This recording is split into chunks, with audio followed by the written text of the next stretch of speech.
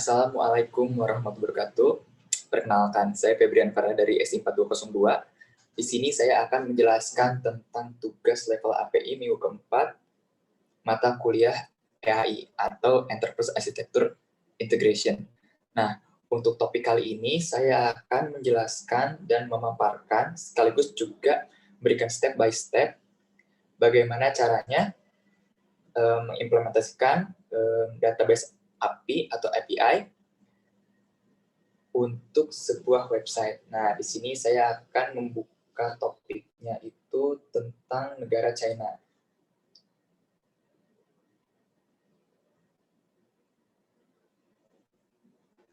Nah, ini.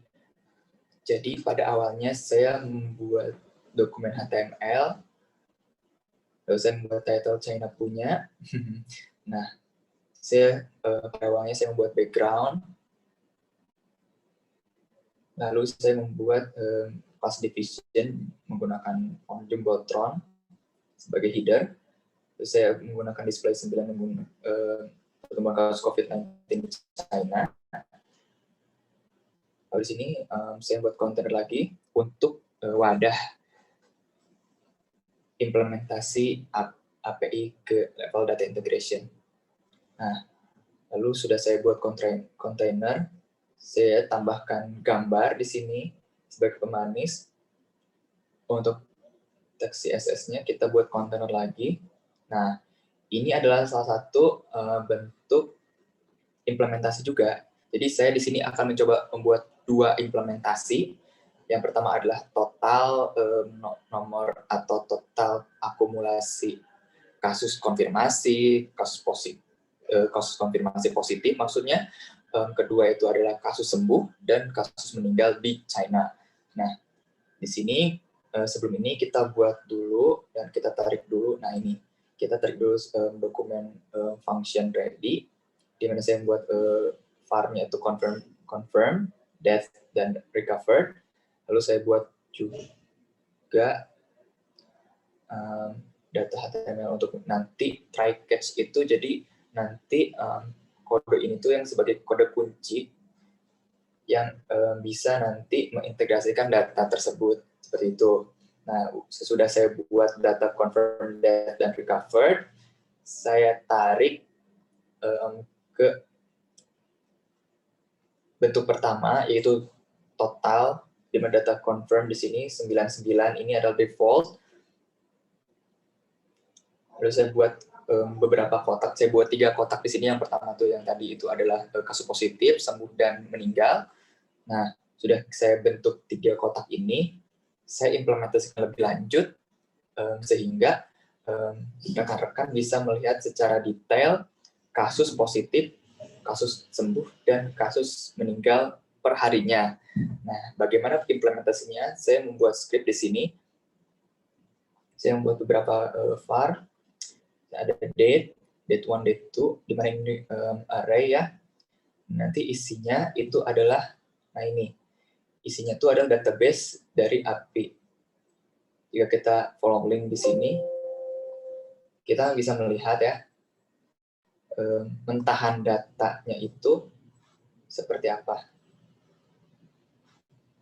Sebelumnya mohon maaf, di sini sepertinya sedang down ya. Nah, tapi saya sempat membuka. Nah, begini bentuk awalnya.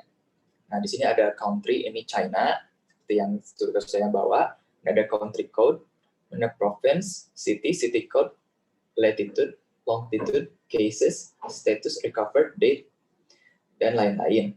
Nah, di sini saya, dan kita semua bisa lihat ya, semua kasus itu terekam setiap harinya, sehingga akan lebih mudah untuk dilihat sebagai visualisasinya, kayak gitu. Jadi kita buat visualisasinya menggunakan grafik. Nah, di sini juga saya menggunakan JavaScript mainstream ya, CSS mainstream dan template mainstream, sehingga mudah diimplementasikan dan tidak sulit juga untuk saya mengimplementasikannya. Nah, di sini ada scriptnya. Nah, lalu saya buat tiga line tiga line ini fungsinya untuk mengetahui setiap data perharinya. Jadi di sini saya buat line 1 atau garis 1 itu adalah kasus sembuh, recovered. Kita warnai dengan warna hijau. Nah, lalu di sini adalah kasus meninggal. Kita warnai dengan warna ungu. Dan ini adalah kasus terkonfirmasi atau kasus positif. Saya warnai dengan warna merah. Nah, di sini saya juga ada layout show legend true, di mana nanti kita juga bisa lihat tidak hanya melihat warnanya, tapi juga di situ ada legend atau legenda yang menjadi acuan kita. Ini tuh warna apa sih, dan ini tuh fungsinya apa, dan artinya apa, seperti itu. Nah, sudah ini kita langsung saja lihat hasil akhirnya. Nah, ini. Di sini ada hidden yang kita buat tadi ya, pertumbuhan kasus COVID-19 di China. Nah, di sini yang saya katakan tadi, banner sebagai pemanis. Kemudian di akhirnya di sini ada 3 kontainer yang tadi kita try catch atau kita ambil dari database API. Nah, implementasi setiap garisnya itu, ini yang tadi, yang terakhir adalah kasus perharinya, di mana ini dimulai dicatat pada Januari 2020, tanggal 23, itu confirmnya 1.200 kasus terkonfirmasi. Lalu kita lihat di sini sudah berfungsi ya, kita geser, ini naik terus, 33.039, dan memuncak pada Februari. Nah, tidak hanya kasus positifnya, kita juga bisa melihat di sini ada kasus sembuhnya juga ikut meningkat. Nah, kita lihat terus, ya, tidak ada yang terlewat ya.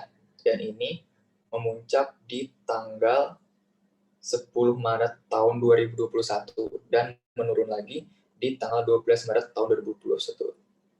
Nah, bisa kita lihat hasil akhirnya. Sudah jelas ya, dan sudah terimplementasi. Jadi, saya rasa presentasi saya sudah cukup. Kurang lebihnya mohon maaf, mohon koreksi teman-teman. Saya tutup saja. Terima kasih. Wassalamualaikum warahmatullahi wabarakatuh.